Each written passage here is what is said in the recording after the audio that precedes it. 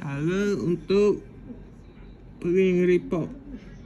Buka aplikasi Fingertag, Ingress, login, lepas tu pergi ke report,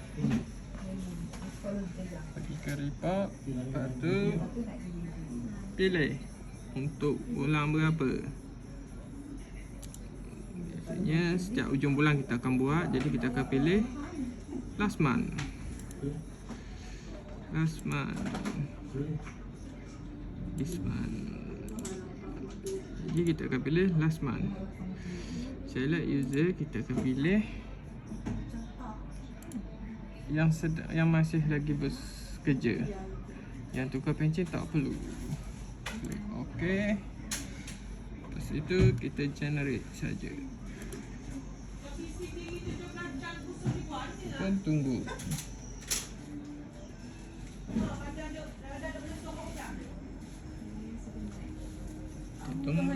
Kita tunggu sampai dia siap. Okey, siap. Dia akan keluar report.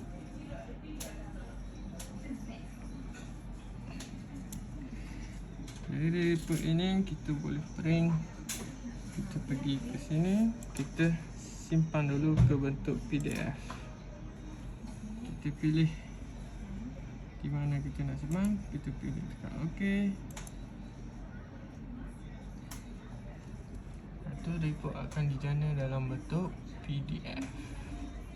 Lepas tu kita boleh cetak print seperti biasa.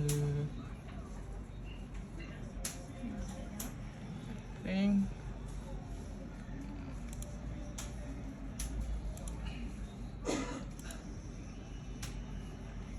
Kita pada landscape. Print. Siap.